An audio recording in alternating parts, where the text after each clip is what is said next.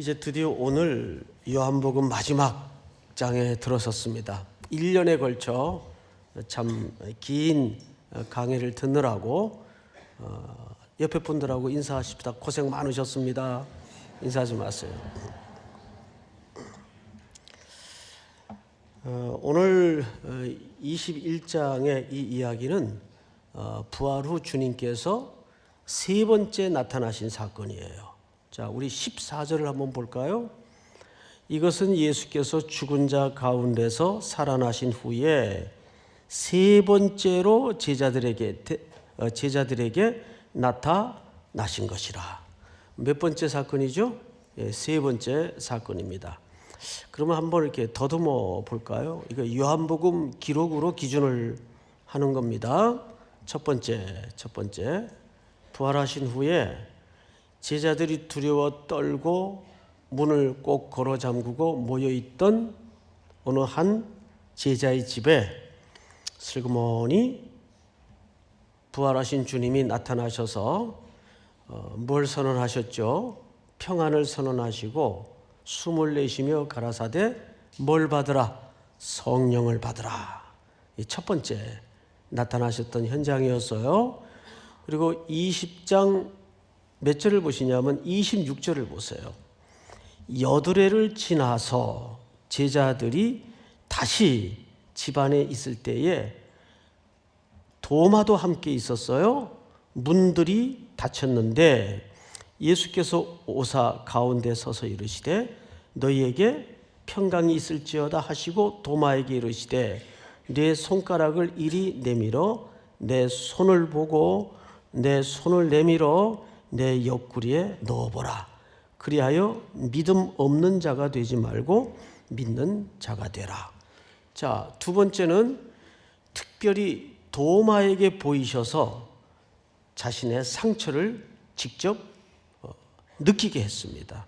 이 두 번째 나타나셨던 사건이었어요. 그리고 이제 오늘 세 번째 나타나시는 현장입니다. 자, 그런 차원에서 우리 1절을 한번 볼까요? 그 후에 예수께서 디베랴 호수에서 또 제자들에게 자기를 나타내셨으니 나타내신 일은 이러하니라. 그러니까 세 번째 자기를 보이신 사건이니까 이건 굉장히 어떤 중요한 의미를 이제 특별히 이 요한 기록의 마지막 장입니다. 중요한 의미를 담아낼 수밖에 없는 거죠. 자, 그리고 이제 제자들의 이름들이 등장을 해요. 제가 이름들을 지금부터 한 명 한 명 불러볼 테니까 여러분들은 조금 구찬틀에도 몇 명인가를 숫자를 헤아리셔야 돼요. 몇 명인가? 시몬 베드로와 디두모라 하는 도마와 갈릴리 가나 사람 나다나엘과 나다나엘이 다 있었네요. 또 세베대의 아들들과 여기서부터 좀 힘들어집니다. 세베대의 아들들이 성경에 몇 명으로 소개되었었죠? 성경을 읽어보신 분들은 2명인 거 아시죠? 2명이에요. 2명. 그러면 벌써 합이 몇 명입니까? 5명. 지금까지 5명이에요. 그리고 또 보세요. 또 다른 제자 몇입니까? 2이 함께 있더니 그러면 합이 몇 명이에요? 지금까지? 7명이에요. 그런데 왜 7명의 제자가 이 마지막 순간에 이 현장에 있었으며 게다가 더 어려운 것은 2명은 명단이 밝혀졌어요? 안 밝혀졌어요? 예? 명단이 안 밝혀졌어요. 근데 여러분, 명단이 안 밝혀진 이 의미가 더 중요한 명단인 거 아세요? 무명의 명단이 더 중요한 의미를 담고 있다는 거죠. 그 이유를 지금부터 설명을 좀 드릴 겁니다. 첫째, 성경 전체 흐름 속에서 7이라는 숫자는 보통 우리가 무슨 수로 알고 있어요? 완전수예요. 완전수. 그래서 요한계시록에 보면 주의 사자가 몇 교회에 나타나셨죠? 7교회. 7교회. 이거 7교회는 교회로서의 완전함을 상징하는, 이 제자들이 장차 사도가 되어서 이 땅에 뭘 드러내죠? 교회를 창설한단 말이에요. 그리스도를 머리로 교회가 이 땅에 세워주는 12제자인데, 여기에 7이라는 숫자는 그 교회는 완전하다는 뜻입니다. 그리스도의 신부로서. 그런데 왜 그러면 이름을 다 소개를 하지, 왜 남은 2명은 무명으로 처리를 했을까? 자, 여기 또 좀 이해가 필요합니다. 보통 성경에서 2라는 숫자는 무슨 수로 알고 있죠? 증거의 수입니다. 교회의 역할은 뭐예요? 그리스도의 복음을 증거하는 공동체입니다. 그래서 2라는 숫자는 증인의 수예요. 자, 그러면 이 2명의 제자는 오늘날 누구를 얘기하는 걸까요? 교회의 사명을 말하는 겁니다. 그러니까 이 7이라는 숫자 속에 이름이 밝혀지지 않은 2라는 증거의 수는 어떤 제자들인가 하면 송택은, 이상열, 이런 제자들을 얘기하는 거예요. 오늘날 그 명단 속에는, 이름이 밝혀지지 않은 명단 속에 누가 포함되어 있는 건가요? 여러분들이 포함되어 있는 거예요. 그러니까 여기서 지금부터 예수님이 이 디베랴 바닷가에서 만나고 있는 제자들은 다른 사람들이 아니라 저 역사의 언덕 너머에 나타날 무명의 제자들, 누구죠? 여러분들을 얘기하는 거예요. 여러분들은 지금 시공간을 걷어내서 바로 지금 어디에 서 있는 느낌으로 이 말씀을 들어야 될까요? 그렇죠. 지금 나는 어디에 서 있다? 어디에 서 있다? 디베랴 바닷가에 서 있다라는 마음으로 이 본문을 이해해야 이 본문에 등장하는 무명의 2 제자 속에, 먼 미래 속에 등장할 그 제자의 그룹 속에 여러분들이 포함되어 있다는 사실을 잊어서는 안 돼요. 자, 다음 절을 볼까요? 3절. 시몬 베드로가 나는 물고기를 잡으러 가노라 하니, 그 다음부터는 여러분들이 한번 읽어볼까요? 시작. 그들이 우리도 함께 가겠다 하고 나가서 배에 올랐으나 그날 밤에 아무것도 잡지 못하였더니. 우리는 여기서 한 가지 지금까지 가지고 있었던 선입관 내지는 고정관념을 좀 걷어내고 오늘 이 시간에 주시는 성령의 해석으로 좀 새롭게 읽을 필요가 있습니다. 그게 뭐냐면, 물론 저도 그런 의미로서 뉘앙스를 가지고 설교를 했던 적이 있어요. 베드로는 다른 제자들과 함께 그 배반의 쓰라린 실패 때문에 좌절감에, 아이 그저 뭐 내가 그렇지, 그냥 다시 옛 삶의 현장으로 고기나 잡으러 가자, 이래서 실패와 좌절의 마음으로 고기나 잡으러 가자 하는 쪽에만 너무 포커스를 맞춰 왔어요. 그런 측면이 사실 전혀 없는 건 물론 아닙니다. 그게 전혀 틀렸다는 말은 아니에요. 그런데 그러기에는, 그 시선으로만 보기에는 오늘 여기 좀 미심적인 게 하나 있어요. 미심적인 게 뭐냐면, 지금 여기가 디베랴 바닷가인데 갈릴리예요. 갈릴리. 근데 오늘 말씀의 제목이 뭐죠? 갈릴리의 약속이에요. 그래서 우리가 이 본문만 놓고 볼 때는 그런 뉘앙스로 보여질 수밖에 없지만, 사복음서를 입체적으로 다 세워놓고 보면 이게 이쪽에만 의미가, 그러니까 실패와 좌절의 그림으로만 소개해서는 조금 온전한 소개가 될 수 없다는 사실을 하나 발견하게 됩니다. 자, 마태복음 26장을 좀 띄워주세요. 제가 먼저 읽겠습니다. 그때 예수께서 제자들에게 이르십니다. 오늘 밤에 너희가 다 나를 버리리라. 기록된 바 내가 목자를 치리니 양의 떼가 흩어지리라 하였느니라. 이건 구약의 선지자의 예언이에요. 그러니까 제자들이 뿔뿔이 흩어지고 도망갈 것을 이미 구약의 선지자들이 예언했었습니다. 그 이야기를 예수님이 배반의 밤이 다가오기 전에 제자들에게 이미 언지를 줍니다. 너희가 그런 일을 할 것이다. 근데 그 다음 절 한번 보실까요? 시작. 그러나 내가 살아난 후에 너희보다 먼저 갈릴리로 가리라. 놀랍게도 예수님이 그 제자들을 놓고 뭐라 그랬는가 하면 내가 부활한 후에는 너희보다 어떻게? 먼저 갈릴리로 갈 것이다. 근데 사실 요한복음만 보면 제자들이 먼저 와 있거든요. 예수님은 나중에 오셨어요. 그러면 그 사이에 무슨 좀 바쁜 일이 생겼나?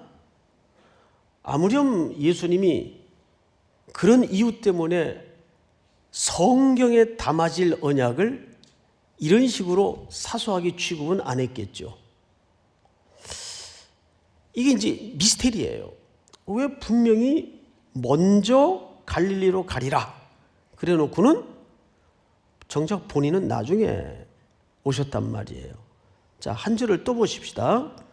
자, 마태복음 28장 7절 또 빨리 가서 너희 그의 제자들에게 이르되 이제 그 부활하신 다음이겠죠. 그가 죽은 자 가운데서 살아나셨고 너희보다 또 뭐라 그랬어요? 먼저 갈릴리로 가시나니 거기서 너희가 배우리라. 하라 보라 내가 너에게 일렀느니라 하거늘. 이건 거듭 반복해서 예수님이 강조하고 약속한 내용이에요. 너희보다 먼저 갈릴리로 갈 것이다. 또 10절을 한번 볼까요? 시작. 이에 예수께서 이르시되 무서워하지 말라. 가서 내 형제들에게 갈릴리로 가라 하라. 거기서 나를 보리라 하시니라. 거기서 나를 보리라 한 말은 거기서 만나자는 얘기거든요. 자, 그런데 왜 예수님은 제자들보다 뒤늦게 도착하셔서 제자들을 만나셨을까? 몇 차례에 걸쳐 먼저 가겠다는 약속은 어떻게 된 걸까? 그래서 우리는 여기서 두 가지 과제를 좀 풀어야 돼요. 첫째는 도대체 예수님에게 갈릴리는 뭔가? 왜 이 마지막 순간에 갈릴리에서 보자고 약속을 하셨을까? 그리고 먼저 가서라는 말은 무슨 뜻일까? 이 두 가지를 먼저 풀어야 돼요. 그래서 우리는 요한복음만 보지 말고 사복음서를 이렇게 하나씩 참고 구절을 읽어가면서 그 두 가지 의미를 푼 다음에 오늘 이 본문으로 들어갈 텐데 오늘 마저 못 끝날 수도 있어요. 그러면 또 다음 주가 있으니까 그게 걱정할 일은 아니고 마태복음 4장을 좀 띄워주세요. 4장. 자, 예수께서 요한이 잡혔음을 들으시고 이게 무슨 얘기냐면 요 4장은 아시는 것처럼 예수님이 공생애를 시작하기에 앞서서 광야에서 사탄에 의해 시험을 받으시는 장면이 나옵니다. 그리고 그 시험을 말씀으로 승리하신 다음에 이제 공생애를 시작하실 때의 순간이에요. 예수께서 요한이 잡혔음을 들으시고 어디로 물러가셨어요? 갈릴리입니다.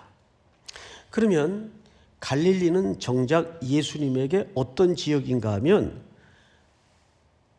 그분의 공생애를 본격적으로 시작한 장소예요.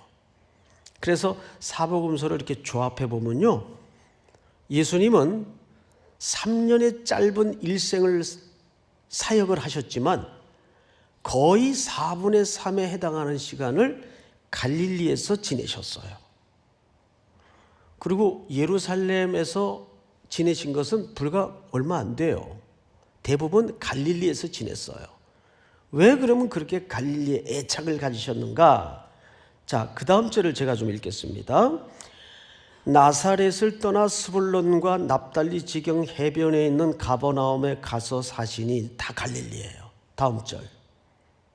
이는 선지자 이사야를 통하여 하신 말씀을 이루려 하심이라 일렀으되, 스불론 땅과 납달리 땅과 요단강 저편 해변길과, 이게 전부 갈릴리입니다. 이방의 갈릴리요. 다음 절. 다 같이 시작. 흑암에 앉은 백성이 큰 빛을 보았고 사망의 땅과 그늘에 앉은 자들에게 빛이 비치었도다 하였느니라. 여기 잘 보시면 흑암에 앉은 백성이 큰 빛을 보았고 사망의 땅과 그늘에 앉은 자들에게 빛이 비추었도다. 놀랍게도 갈릴리 지역을 세 가지 색깔로 묘사했어요. 첫째, 흑암의 땅이에요. 두 번째는 사망의 땅이에요. 세 번째는 그늘진 땅이에요. 이것이 갈릴리가 갖는 색채입니다. 여러분, 아까 7 제자 중에 누가 있었는가 하면 나다나엘이라는 인물이 있었어요. 나다나엘. 그런데 이 나다나엘이 친구가 찾아와서, 동네 친구가 찾아와서, 야, 내가 오늘 메시아 만났어. 그러니까 나다나엘이 했던 유명한 얘기가 있어요. 에이, 나사렛에서 무슨 선한 게 날 수 있겠느냐. 기억나시죠? 나사렛에서 무슨 선한 게 날 수 있겠느냐. 그러니까 이 갈릴리 지역은, 그 중에서도 나사렛이라는 동네는 특별히 흑암, 저주, 사망, 그늘진 것의 대명사의 지역이에요. 이 지역은 영적으로 풀어서 다시 설명을 드리자면 절망의 세상, 희망이 없는 세상을 상징하는 지역을 갈릴리라고 명합니다. 그 중에서도 가장 지독한 동네가 나사렛이에요. 그래서 예수님은 제자들에게 갈릴리에서 만나자라고 한 이야기는 본인이 이 공적인 구원의 사역을 출발했던 첫 번째 지역이면서 동시에 이제 자기는 얼마 안 있다가 아버지께로 갈 거예요. 승천하셔야 될 거 아니에요. 부활하셨지만. 그러니까 이 땅에 남겨진 그 사역을 누구에게 계승시키고자 하는 거죠? 그렇습니다. 제자들에게, 오늘 식으로 얘기하면 누구에게? 교회에게. 조금 더 구체적으로 들어가면 누구에게? 나에게. 여러분, 지금 디베랴 바닷가에 서 있어요, 안 서 있어요? 좀 표정은 전혀 안 서 있단 말이에요. 네? 지금 표정이 서 있어야 돼요. 거기에 디베랴 바닷가에 지금 예수님이 그 사역을 이 땅에 남겨두고 갈 제자와 교회 공동체에게 승계시키고자 하는 중요한 사명이 이 바닷가에 표현되고 있는 거예요. 자, 그러면 먼저라는 말이 무슨 뜻일까요? 먼저. 먼저 가서, 본인은 먼저 안 갔는데 제자들이 먼저 갔단 말이에요. 마태복음 2장 띄워주세요. 제가 좀 읽겠습니다. 먼저 요셉이 일어나, 예수님의 아버지 요셉을 얘기해요. 아기와 예수님이겠죠? 그의 어머니를 데리고 이스라엘 땅으로 들어가니라. 그러나 아켈라오가, 이 아켈라오는 당시 예수님이 탄생할 때 헤롯 대왕을 얘기하는 거예요. 그런데 그 아들들이 여러 명이 있었는데 그 중에서도 이 아켈라오라는 아들은 아주 못돼 먹은 아들이에요. 아주 유대인들에게 모진 정치를 했고 많은 원성을 샀던 유명한 왕이에요. 아켈라오가 그의 아버지 헤롯을 이어 유대 임금됨을 듣고 거기로 가기를 무서워하더니 그 아켈라오가 아버지 뒤를 이어서 왕이 됐다는 얘기를 듣고 요셉이 글로 들어가는 걸 무서워했어요. 그래서 꿈에 지시를 받아 어디로? 갈릴리 지방으로 떠나가. 다음 절 시작. 나사렛이란 동네에 가서 사니 이는 선지자로 하신 말씀에 나사렛 사람이라 칭하리라 하심을 이루려 함이로라. 그래서 그 무서움을 피해서 간 동네가 갈릴리 지역에 있는 나사렛이라는 동네에 들어갔던 거예요. 그런데 이마저도 놀랍게 나사렛이라는 동네에 가서 사니 이는 선지자로 하신 말씀에, 근데 원래 여기 선지자라는 말이 우리말에는 단수로 돼 있죠. 프로페톤. 이게 사실은 복수예요. 복수. 그러니까 여러 선지자들을 통해서 얘기했는데 구약 성경에 하신 말씀에 나사렛 사람이라 칭하리라 하심을 이루려 함이로라. 그러니까 선지자들이 무슨 얘기를 했다는 거예요? 구약에. 그것도 한 명도 아니고 여러 명이 나사렛 사람이라 칭하리라 하심을 이루려 함이로라. 그런데 앞불사, 요즘 이런 표현은 안 하죠. 어릴 때 만화를 하도 많이 봐가지고 만화에 보면 그 앞불사 뭐 이런 표현을 해요.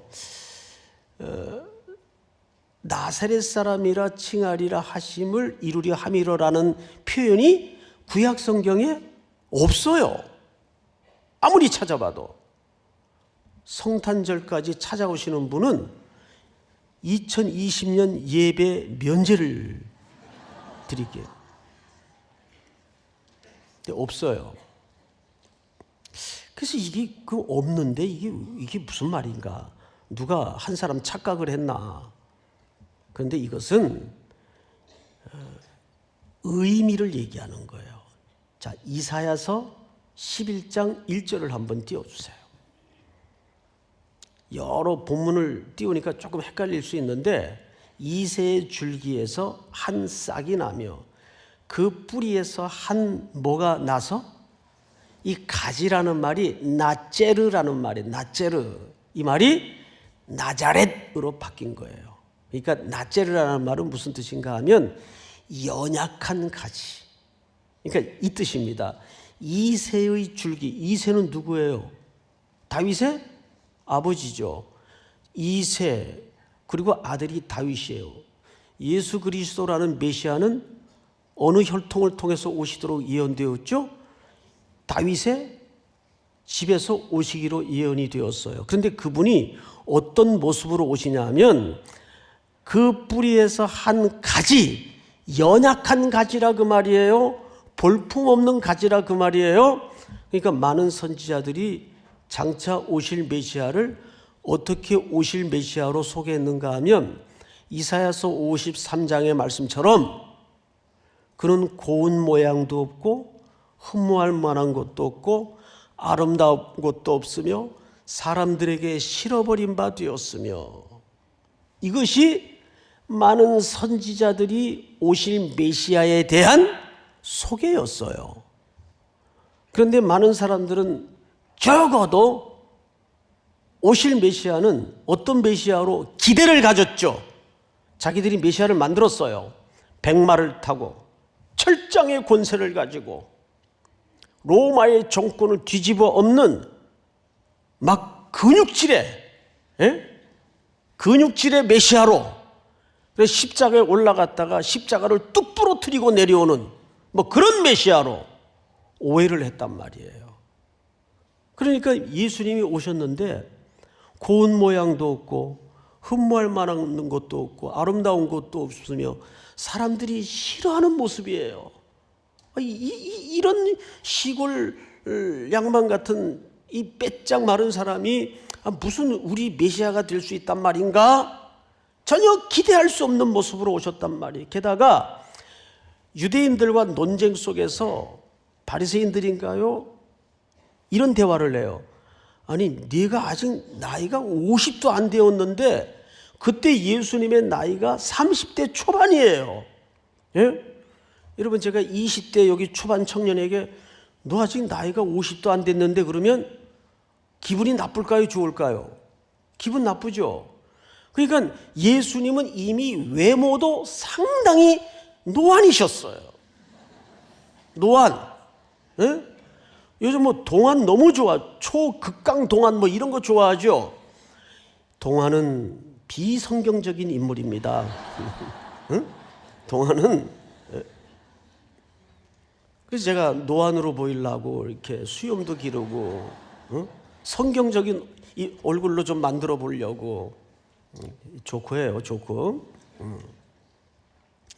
그렇게 예수님은 기대할 수 없는 모습으로 이분이 어떻게 메시아냐, 그런 모습으로 오시는 것을 마태복음 2장에서는 뭐라 그랬다고요? 나사렛 사람이라 칭함을 받으리라. 그러니까 그 말은 나사렛이라는 이름 속에는 나제르, 가지, 즉 볼품없는 가지, 그런 모습으로 예수님이 오셔서 가장 사망과 흑암과 그늘과 저주의 땅에서 사셨고 그 땅에서 생활을 하셨어요. 그리고 사역도 거기서 시작을 하셨어요. 여러분, 오늘 본문을 다시 보세요. 4절. 날이 새어갈 때 예수께서 바닷가에 서셨으나 제자들이 예수이신 줄 알았다 몰랐다. 지금 한두 번 이분을 비웠어요. 근데 제자들은 아직 개안이 이루어지지 않은 겁니다. 영적으로 눈이 밝아지지 못한 상태예요. 예? 이게 어쩌면 좋아요. 이 딱한 제자들. 오늘도 그 시대도 많은 사람들은 적어도 내가 믿는 하나님은 전능한 하나님이어야 돼요. 전능한 예수이어야 해요. 그래서 제자들이 뿔뿔이 흩어졌던 것도, 아니 가장 극악한 죄수들이 죽는 그 십자가에 무기력하게 죽는 저 스승이라면 우리가 쫓을 이유가 있겠는가? 자기들이 지금까지 흠모하여 어떤 나름 정치적인 기대를 가지고 쫓았던 모든 것들이 한 번에 무너지는 경험을 하면서 나는 저 사람의 제자가 아닙니다. 여기 서 있는 베드로도 그 가야바의 뜰에 피어오르던 숯불가에서 나는 저 사람의 제자가 아닙니다. 심지어는 저 사람 알지도 못합니다. 어린 여자 앞에서 극구 부인했던 상태 아닙니까? 그런데 이들이 어떻게 되나 한번 추후를 보십시다. 5절. 예수께서 이르시되 얘들아. 여러분, 여기 얘들아라는 말은 아주 그 사랑이 뚝뚝 떨어지는 표현이에요. 그 박신양 씨가 자기 연인에게 애기야 가자, 그 표현보다 더 사랑이 뚝뚝 묻어나오는 다정하고 애정이 담아진 표현이에요. 얘들아, 고기가 있느냐 물었어요. 이들은 지금 20장에서 성령 받고 일상의 현장으로 돌아와서 고기를 잡고 있는데 그 고기잡이는 자기들의 전문직이에요. 그런데 전문직에서 밤새 허탕을 치고 빈 그물질을 한 거예요. 얼마나 좌절이 깊었겠어요. 상심이 컸겠어요. 그때 뿌옇게 밝아오는 새벽, 아직 추위가 가시지 않는 이런 시간인데 바닷가에 예수님이 서셔서 얘들아, 고기 많이 잡았니? 없나이다. 밤새 허탕쳤다고 말이에요. 이게 어쩌면 우리들의 모습일 수가 있어요. 그러자 예수님께서 6절 이르시되 그물을 배 오른편에 던지라. 왜 오른편일까요? 또 어떤 분은 그래서 예수님은 우파였다 뭐 이런 말도 안 되는 얘기를, 이건 모르겠어요. 왜 오른편에 던지라고 했는지는. 제가 이 다음에 이제 천국 가면 이 문제 꼭 좀 여쭤보려고 메모해 놨어요. 그때 왜 오른편에 던지라 그랬습니까? 지금 대한민국이 그때 굉장히 뒤숭숭했는데 이거 꼭 여쭤볼 거예요. 그리하면 잡으리라 하시니 이에 던졌더니 물고기가 많아 그물을 들 수 없더라. 만선의 기적을 경험해요. 그때 이제 8절을 보십시다. 다른 제자들은 육지에서 거리가 불과 한 50칸쯤 되므로 작은 배를 타고 물고기 든 그물을 끌고 와서 육지에 올라보니 뭐가 있는데, 그 가야바의 뜰에 불법의 재판이 진행되던 그 야심한 이른 추운 새벽에 피어오르던 숯불이 이 단어하고 정확하게 같은 단어예요. 그런데 새벽녘에 시간도 같았어요. 해변가에 올라와 보니까 그 숯불이 어른거려요. 베드로의 마음이 어땠을까요? 얼마나 뼈가 쑤시는 고통이었을까요? 그 숯불을 보면서 자기가 나는 이 사람의 제자가 아닙니다. 나는 이 사람 알지도 못합니다. 3번씩 그 숯불이 지금 피어오르고 있어요. 그 배반의 숯불이 오늘 이 해변가에서는 회복의 숯불이 돼요.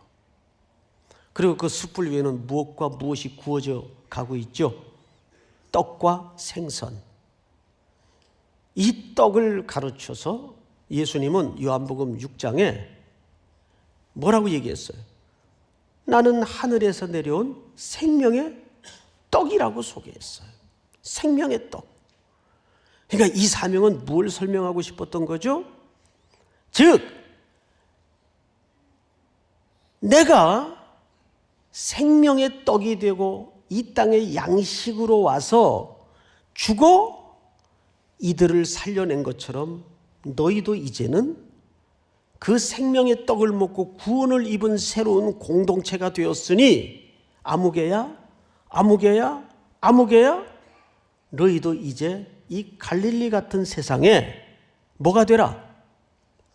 생명의 떡으로 수많은 어둠에 질식해 있는 영혼들을 살려내고 구원을 해라 그 말이에요. 그래서 먼저 가서라는 말은 시제적 의미가 아니라 의미예요. 의미. 시제적 시간적 개념이 아니에요. 그것은 예수님이 먼저 그와 같은 삶을 살아내셨고 십자가의 승리와 부활을 이루시고 우리에게 새로운 생명을 주셨으니 자신이 죽어져 생명의 양식이 되고 우리를 건져내었으니 요한복음 6장을 한번 띄워주실까요? 다 같이 시작. 내 살을 먹고 내 피를 마시는 자는 내 안에 거하고 나도 그의 안에 거하나니 살아계신 아버지께서 나를 보내심에 내가 아버지로 말미암아 사는 것 같이 나를 먹는 그 사람도 나로 말미암아 살리라. 살아계신 아버지께서 나를 어떻게 하심에?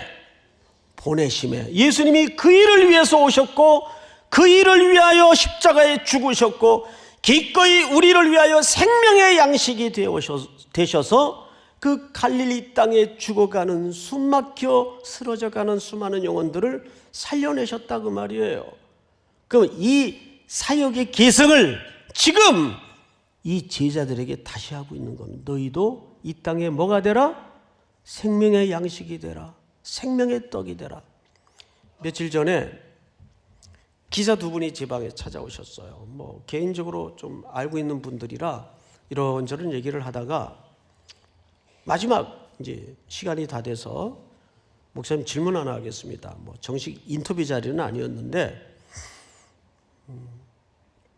한국교회가 지금 어렵습니다. 한국교회가 어떻게 해야 되겠습니까? 제가 조금도 주저하지 않고 이런 얘기를 했어요. 그동안 한국교회는 하나님이 주신 엄청난 인적 자원과 물적 자원의 은혜를 누렸다. 이제는 그것을 이 낮고 천하고 누구도 돌아보기 싫어하는 환대받지 못한 세상의 자리에 이제는 우리가 생명의 양식이 되어서 그들을 살려내야 된다. 그래서 인적 자원과 물적 자원을 그들을 위해서 우리가 나누지 않는다면, 그래서 이번 성탄절 헌금은 전부 우리 교회 아침마다 새벽에 찾아오시는 손님들이 계세요. 그분들을 위해서 또 그 외에 그분들로 인하여 발생하는 많은 문제들이 있어요. 또 그 일을 도와주기 위해서 전액 사용될 겁니다. 저는 이번 성탄은 연인끼리 사랑을 나누고 선물을 주고받고 예수님을 경배하는 그런 성탄도 의미가 있겠지만 이제는 보내어지는 성탄이 되었으면 좋겠어요. 정말 루돌프 사슴코가 주인공이 아니고 산타 할아버지가 주인공이 아닌 이 성탄 추리도 좀 바꿨으면 좋겠어요. 맨날 산타 할아버지, 뭐 마차, 뭐 루돌프 사슴, 왜 그런 것들이 성탄의 주인공 자리를 잡아야 됩니까? 차라리 별을 다세요. 별. 별. 우리 교회 이제 밤에 저녁 예배 이렇게 오시다 보면 저녁 예배 나오세요. 어둠이 내리고 갑자기 왜 열이 나는지 모르겠네. 저녁에 오시다 보면 교회 앞에 이따만한 별 추리가 있어요. 별, 왕별. 그런 별을 다세요. 왜냐하면 동방 박사들이 아기 예수를 경배하기 위해서 오로지 무엇만 쫓아왔어요? 그 별을 쫓아왔다고요. 예? 왜 동방 박사들이 별을 따라 그 먼 죽음의 목숨 건 길을 와야만 했을까? 그건 성탄절날 이제 소개를 드릴 겁니다. 성탄절날. 이번 성탄절은 전부 헌금 준비하셔서 그런 우리 주변에 내 마음이 보내져야 되고 내 고백이 흘러가야 되고 내 몸이 나누어져야 되는 그 생명의 양식으로 쓰임받도록 여러분들이 모두가 동참할 수 있는 성탄이 될 수 있기를 주의 이름으로 축복합니다. 우리 다 일어나십시다. 그가 오신 이유.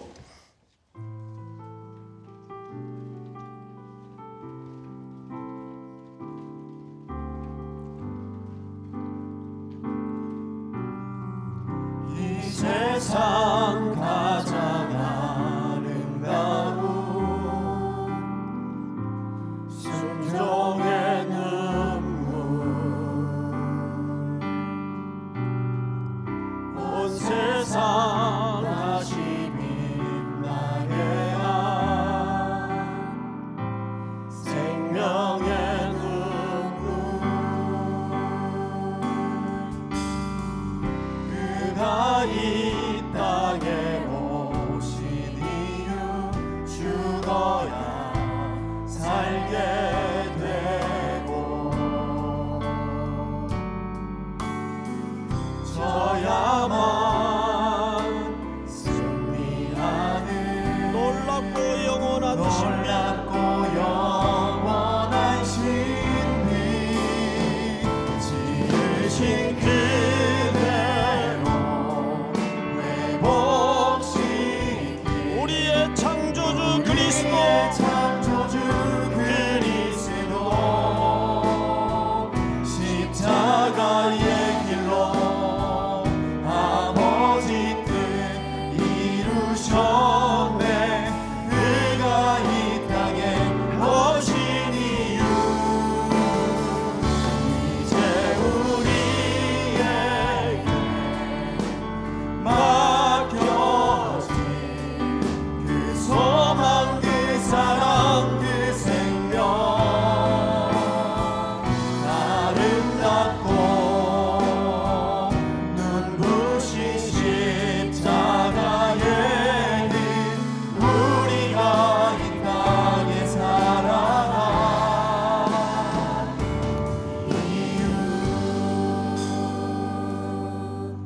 지금은 우리 구주 예수 그리스도의 은혜와 하나님 아버지의 사랑과 성령님의 교통하심이 오늘 머리 숙여 경배를 드리며 이 땅에 살아갈 이유에 대해 말씀을 듣고 다시 보내어져 세상의 양식이 되기 위하여 길 떠나는 사랑하고 사랑하는 귀한 우리 3일의 성도들, 해외 군에 멀리 출타 있는 가족들과 고향의 부모님들, 복중의 생명까지 영원토록 함께 있을지어다. 아멘.